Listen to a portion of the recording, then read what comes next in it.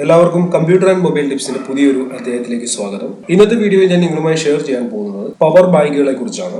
നമ്മൾ വാങ്ങുന്ന ഫോണുകളിലെ 3000-ന് മുകളിൽ mAh ബാറ്ററി ഉള്ള ഫോണുകളായിരിക്കും നമ്മൾ വാങ്ങുന്നത്. അതുപോലെ 5 ഇഞ്ചിന് മുകളിൽ സ്ക്രീൻ വലിപ്പമുള്ള ഫോണുകളാണ് വാങ്ങുന്നത്. വില കുറച്ച് നമുക്ക് ഫുൾ HD ഫോണുകൾ ലഭിക്കുന്നുണ്ട്. അതുപോലെ നമ്മളുടെ യൂസേജും കൂടിയിട്ടുണ്ട്. പണ്ട് ഉപയോഗിക്കുന്ന പോലല്ല ഇപ്പോൾ ഒരു മൊബൈൽ ഫോൺ ഉപയോഗിക്കുന്നത്. ഇപ്പോൾ വാങ്ങുന്ന മൊബൈൽ ഫോണുകളിൽ നമുക്ക് എല്ലാ കാര്യങ്ങളും ചെയ്യാൻ സാധിക്കും. സ്മാർട്ട് ഫോണുകളാണ് ഇപ്പോൾ ലഭിക്കുന്നതെല്ലാം. നമ്മൾ അതിൽ ഫേസ്ബുക്കും വാട്സപ്പും എല്ലാം യൂസ് ചെയ്യുന്നുണ്ട്. ഇത്രയും പുരോഗമനങ്ങളൊക്കെ മൊബൈൽ ഫോൺ വിപണിയിൽ നടക്കുന്നുണ്ടെങ്കിലും ഇതിന്റെ കൂടെ ലഭിക്കുന്ന ഫോണിന്റെ കൂടെയുള്ള ബാറ്ററിയുടെ കാര്യത്തിൽ എല്ലാ കമ്പനികളും വളരെ പുറകിലാണ്. നമുക്ക് 2 ദിവസം 3 ദിവസമൊക്കെ ബാറ്ററി ബാക്കപ്പ് അവർ പറയുമെങ്കിലും അത്രയൊന്നും നമുക്ക് ലഭിക്കത്തില്ല. നമ്മളുടെ യൂസേജിനനുസരിച്ച് ഉള്ള ഒരു ബാറ്ററി മിക്ക ഫോണുകളിലും നമുക്ക് ലഭിക്കുന്നില്ല. പവർ ബാങ്ക് ഉപയോഗിക്കുന്നത് എന്തിനാണെന്ന് ചോദിച്ചു കഴിഞ്ഞാൽ, നമ്മളിപ്പോൾ എവിടെയെങ്കിലും പോവുകയാണെങ്കിൽ ചിലപ്പോൾ നമ്മൾ ട്രെയിനിൽ യാത്ര ചെയ്യുമ്പോൾ എല്ലായിടത്തും നമ്മളുടെ ചാർജറും കൊണ്ട് പോയിട്ട് അവിടെ നിന്ന് നമുക്ക് ഫോൺ ചാർജ് ചെയ്യേണ്ട ഒരു അവസ്ഥ ഉണ്ടാകും. ചിലപ്പോൾ അവിടെ ഭയങ്കര തിരക്കാണെന്നുണ്ടെങ്കിൽ ചിലപ്പോൾ ചാർജ് ചെയ്യാൻ നമുക്ക് സാധിച്ചെന്ന് വരുന്നില്ല. എന്നാൽ നമ്മുടെ നല്ല ആംബിയറിലുള്ള ഒരു പവർ ബാങ്ക് കയ്യിലുണ്ടെങ്കിൽ നമ്മളുടെ ഫോണ് 1, 2, 3 പ്രാവശ്യം ചാർജറിന്റെ അഡാപ്റ്ററിന്റെ ആവശ്യമില്ലാതെ നമുക്ക് ചാർജ് ചെയ്യാൻ സാധിക്കും. ഇങ്ങനെ പവർ ബാങ്കുകൾ വാങ്ങാൻ നിങ്ങൾക്ക് താല്പര്യമുണ്ടെന്നുണ്ടെങ്കിൽ നിങ്ങൾ ഈ വീഡിയോ ഒന്ന് കണ്ടു നോക്കുക. ഞാൻ ഇതിന്റെ അതിൽ പവർ ബാങ്ക് വാങ്ങുന്നതിന് മുമ്പ് ശ്രദ്ധിക്കേണ്ട ചില കാര്യങ്ങൾ നിങ്ങൾക്ക് എക്സ്പ്ലെയിൻ ചെയ്ത് തരുന്നതാണ്. ആദ്യം ഒരു പവർ ബാങ്ക് വാങ്ങുമ്പോൾ നിങ്ങൾ ശ്രദ്ധിക്കേണ്ട കാര്യം അതിന്റെ കപ്പാസിറ്റിയാണ്. അത് എത്ര mAh ഉള്ള പവർ ബാങ്ക് ആണെന്ന് നിങ്ങൾ ആദ്യം അന്വേഷിക്കണം. അതിനുശേഷമേ അത് വാങ്ങാൻ ഒരുങ്ങാവൂ. കപ്പാസിറ്റി എന്ന് പറഞ്ഞു കഴിഞ്ഞാൽ ഇപ്പോൾ ഒരുപാട് കമ്പനികൾ പവർ ബാങ്കുകൾ നിർമ്മിച്ച് വിപണിയിൽ കൊണ്ടുവരുന്നുണ്ട്. ഞാൻ ഉദാഹരണം പറയുവാണെങ്കിൽ, നിങ്ങളുടെ കയ്യിൽ ഒരു 2500 mAh ബാറ്ററി ഉള്ള ഒരു ഫോണുണ്ട്. നിങ്ങളൊരു 10000 mAhന്റെ പവർ ബാങ്ക് വാങ്ങിയെന്ന് കരുതുക. സാധാരണ ഗതിയിൽ നമ്മൾ ചിന്തിക്കുന്നത് 2500 mAhന്റെ ബാറ്ററി ഉള്ള ഫോൺ ഒരു 4 പ്രാവശ്യം 10000 mAh ബാറ്ററി ഉള്ള കപ്പാസിറ്റി ഉള്ള പവർ ബാങ്ക് കൊണ്ട് ചാർജ് ചെയ്യാവുന്നതാണ്. എന്നാൽ ഒരിക്കലും ആ 10000 mAh നമുക്ക് നമ്മുടെ ഫോണിലേക്ക് ചാർജ് ചെയ്യാൻ സാധിക്കത്തില്ല. കാരണം ചാർജ് ചെയ്യുന്ന സമയത്ത് പവർ ബാങ്കിൽ നിന്നും ഫോണിലേക്ക് ചാർജ് ചെയ്യുന്ന സമയത്ത് കുറച്ച് എനർജി വേസ്റ്റ് ആവും, അതായത് എനർജി ലോസ് ഉണ്ടാവും. അത് കാരണം നമുക്ക് 75 to 90% മാത്രം എഫിഷ്യൻസിയെ നമുക്ക് പവർ ബാങ്കിൽ നിന്നും ലഭിക്കത്തുള്ളൂ. അതായത് 75% എങ്കിലും എഫിഷ്യൻസി ഉള്ള ഒരു പവർ ബാങ്ക് ആണെങ്കിൽ 2500 mAh ഉള്ള ഫോൺ നമുക്ക് 3 പ്രാവശ്യമേ ചാർജ് ചെയ്യാൻ സാധിക്കത്തുള്ളൂ. അത് നിങ്ങൾ ആദ്യം ഓർത്ത് വെക്കുക. കപ്പാസിറ്റി കഴിഞ്ഞ് ഇനി അതിന്റെ ബെസ്റ്റ് പെർഫോമൻസ് നമുക്ക് ലഭിക്കണമെന്നുണ്ടെങ്കിൽ, അതിന്റെ മാക്സിമം പെർഫോമൻസ് നമുക്ക് മനസ്സിലാക്കണമെന്നുണ്ടെങ്കിൽ ആദ്യം 1, 2 പ്രാവശ്യം നമ്മളുടെ പവർ ബാങ്ക് നമ്മൾ ചാർജ് ചെയ്ത് കഴിഞ്ഞാൽ നമുക്കത് മനസ്സിലാക്കാൻ സാധിക്കില്ല. കുറഞ്ഞത് ഒരു 8-10 പ്രാവശ്യമെങ്കിലും നമ്മളുടെ വാങ്ങിയ പവർ ബാങ്ക് ഫുൾ ചാർജായി ഫുൾ ഡിസ്ചാർജ് ആയെങ്കിൽ മാത്രമേ അതിന്റെ ഫുൾ എഫിഷ്യൻസി നമുക്ക് മനസ്സിലാക്കാൻ സാധിക്കത്തുള്ളൂ. ചില പവർ ബാങ്കുകളിൽ പാസ് ത്രൂ ചാർജിങ് സപ്പോർട്ടഡ് ആണ്. എല്ലാ കമ്പനികളുടെയും പവർ ബാങ്കിൽ പാസ് ത്രൂ ചാർജിങ് സപ്പോർട്ടഡ് അല്ല. പാസ് ത്രൂ ചാർജിങ് എന്ന് പറഞ്ഞു കഴിഞ്ഞാൽ നമ്മൾ അഡാപ്റ്റർ ഉപയോഗിച്ച് പവർ ബാങ്ക് ചാർജിങ് ചെയ്യാനിടുന്നു. അതിനുശേഷം ആ പവർ ബാങ്കിൽ നിന്നും നമ്മുടെ മൊബൈലും നമ്മൾ ചാർജ് ചെയ്യാനിടുന്നു. അപ്പോൾ ആദ്യം മൊബൈൽ ചാർജ് ആവും. ആ മൊബൈൽ ചാർജ് ആയി അത് ഫിൽ ആയതിനു ശേഷം പവർ ബാങ്ക് ചാർജ് ആകാൻ തുടങ്ങും. അപ്പോൾ രാത്രിയിൽ മറ്റും നമ്മൾ ഉറങ്ങാൻ കിടക്കുന്ന സമയത്ത് നമ്മൾ പവർ ബാങ്ക് ചാർജിങ് ഇട്ടു. അതിനുശേഷം പവർ ബാങ്കിൽ നിന്ന് നമ്മുടെ ഫോൺ ചാർജ് ചെയ്യാൻ ഇട്ട് കഴിഞ്ഞാൽ ആദ്യം ഫോൺ ബാറ്ററി ഫിൽ ആയതിനു ശേഷം പിന്നെ പവർ ബാങ്കും ചാർജിങ് ഫിൽ ആവും. അപ്പോൾ നമ്മൾ രാവിലെ എഴുന്നേൽക്കുമ്പോഴേക്കും നമ്മുടെ പവർ ബാങ്കും ഫോണും കംപ്ലീറ്റ് ആയിട്ട് ചാർജ് ഫുൾ ആയിട്ട് നമുക്ക് ലഭിക്കും. അമ്മയുടെയൊക്കെ പവർ ബാങ്കിൽ ഇത് അവൈലബിൾ ആണ്. അതുപോലെ OnePlusന്റെ എനിക്ക് തോന്നുന്നു പവർ ബാങ്കിൽ ഈ ഒരു ഫെസിലിറ്റി അവൈലബിൾ അല്ല. നമ്മൾ പവർ ബാങ്ക് വാങ്ങുമ്പോൾ അഡാപ്റ്റർ കൂടെ ലഭിക്കത്തില്ല. അതിനോടൊപ്പം നമുക്ക് ലഭിക്കുന്നത് ഒരു USB കേബിൾ ആയിരിക്കും. നിങ്ങളുടെ മൊബൈലിന്റെ അഡാപ്റ്റർ ഉപയോഗിച്ച് നിങ്ങൾക്ക് പവർ ബാങ്ക് ചാർജ് ചെയ്യാൻ സാധിക്കും. ഇനി അടുത്ത ഒരു കാര്യം പറയുകയാണെങ്കിൽ, പവർ ബാങ്ക് വാങ്ങുമ്പോൾ ശ്രദ്ധിക്കേണ്ട കാര്യം പ്രൊട്ടക്ഷൻ ആണ്. ഏറ്റവും ഇമ്പോർട്ടന്റ് ആയിട്ടുള്ള കാര്യമാണ് പ്രൊട്ടക്ഷൻ. കാരണം നമ്മൾ ഇത്രയും ഹൈ പവർ ഉള്ള ബാറ്ററി നമ്മളുടെ പോക്കറ്റിലോ അല്ലെങ്കിൽ ബാഗിലോ ഒക്കെ ആയിരിക്കും നമ്മൾ ക്യാരി ചെയ്യുന്നത്.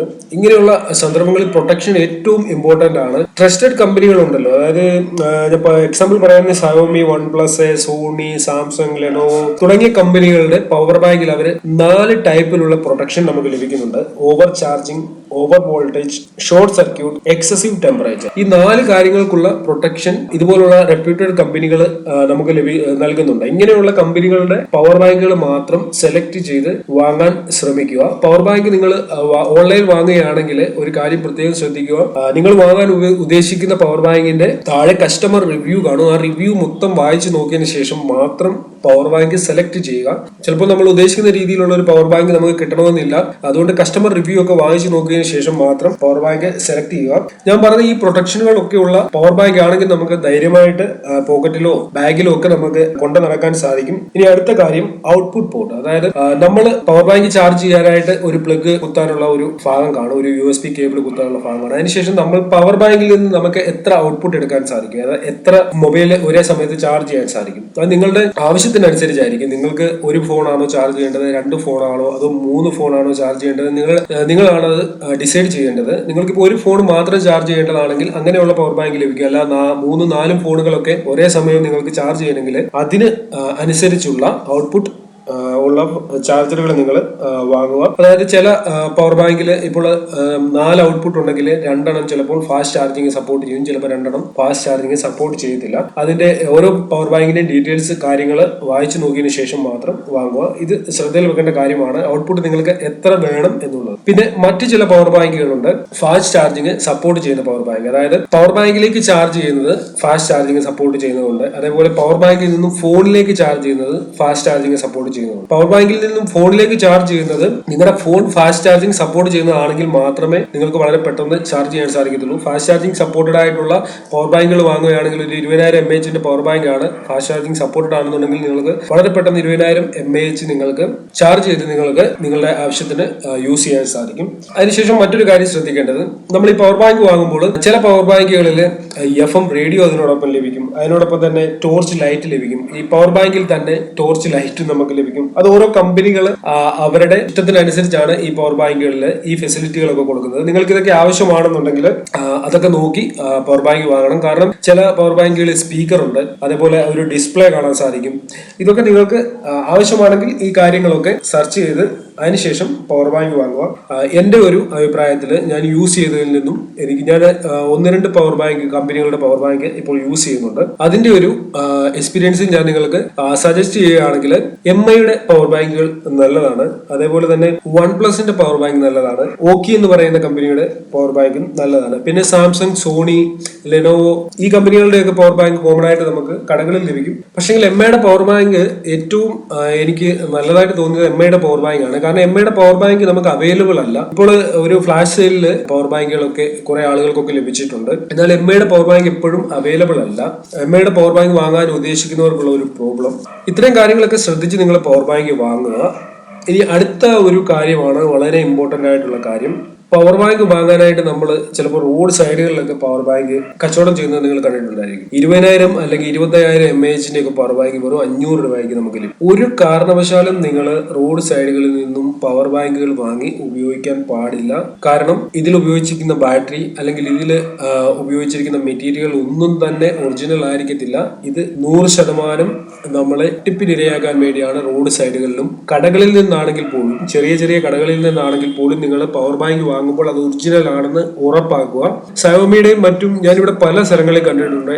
MIയുടെ പവർ ബാങ്ക് ചില ഷോപ്പുകളിൽ ലഭിക്കുന്നുണ്ട്. 20,000 mAhന്റെ സയോമിയുടെ ഒഫീഷ്യൽ സൈറ്റിൽ ലഭിക്കുന്ന 2,200 രൂപയ്ക്ക് ലഭിക്കുന്ന പവർ ബാങ്ക് വെറും 600 രൂപയ്ക്കൊക്കെ നമുക്ക് ഇവിടെ ഷോപ്പുകളിലൊക്കെ ലഭിക്കും. അപ്പൊ തന്നെ നമ്മൾ മനസ്സിലായിക്കോണം, ഓഫ്ലൈൻ സെയിൽ സയോമിയുടെ പവർ ബാങ്കുകൾ ഇല്ല, ഓൺലൈൻ സെയിൽ മാത്രമേ ഉള്ളൂ. ഇത് തട്ടിപ്പാണെന്നുള്ള കാര്യം അതിൽ നിന്ന് തന്നെ നമുക്ക് മനസ്സിലാവും.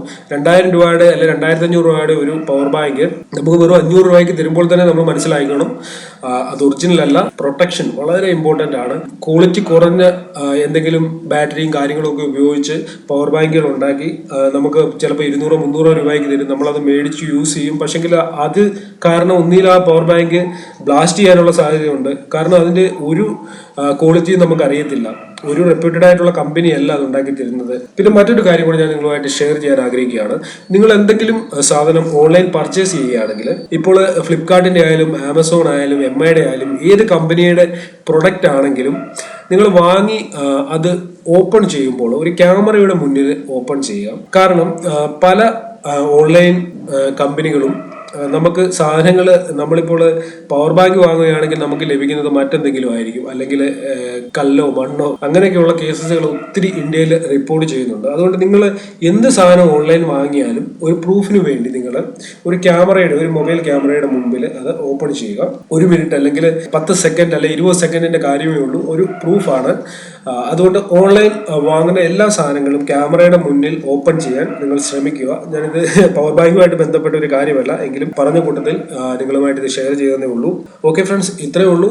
പവർ ബാങ്ക് വാങ്ങുമ്പോൾ ശ്രദ്ധിക്കേണ്ട ചില ചെറിയ കാര്യങ്ങളാണ് ഞാൻ നിങ്ങളുമായിട്ട് ഷെയർ ചെയ്തത്. ഇതിലും കൂടുതൽ എന്തെങ്കിലും നിങ്ങൾക്ക് അറിയാവുന്നുണ്ടെങ്കിൽ നിങ്ങൾ ഈ വീഡിയോയുടെ താഴെ കമന്റ് ചെയ്യുക. അത് മറ്റു സുഹൃത്തുക്കൾക്ക് ഉപകാരപ്രദമായിരിക്കും. അതേപോലെ നിങ്ങൾ ഏതെങ്കിലും നല്ല കമ്പനിയുടെ പവർ ബാങ്ക് യൂസ് ചെയ്യുന്നുണ്ടെങ്കിൽ നിങ്ങളതും ഷെയർ ചെയ്യുക. കാരണം നിങ്ങളുടെ സുഹൃത്തുക്കൾക്ക് ആരെങ്കിലും പവർ ബാങ്ക് വാങ്ങാൻ ആഗ്രഹിക്കുന്നവരുണ്ടെങ്കിൽ അവർക്കത് തീർച്ചയായിട്ടും അതൊരു ഹെൽപ്പ് ആയിരിക്കും. ഓക്കെ ഫ്രണ്ട്സ്, നിങ്ങൾക്ക് ഈ വീഡിയോ ഇഷ്ടമായി ഞാൻ കരുതുന്നു. നിങ്ങൾക്ക് വീഡിയോ ഇഷ്ടമായിട്ടുണ്ടെങ്കിൽ നിങ്ങളുടെ സുഹൃത്തുക്കൾക്ക് ഷെയർ ചെയ്യുക. അതിനോടൊപ്പം തന്നെ നിങ്ങളുടെ യൂട്യൂബ് ചാനൽ സബ്സ്ക്രൈബ് ചെയ്തിട്ടില്ലെങ്കിൽ എൻ്റെ യൂട്യൂബ് ചാനൽ സബ്സ്ക്രൈബ് ചെയ്യുക.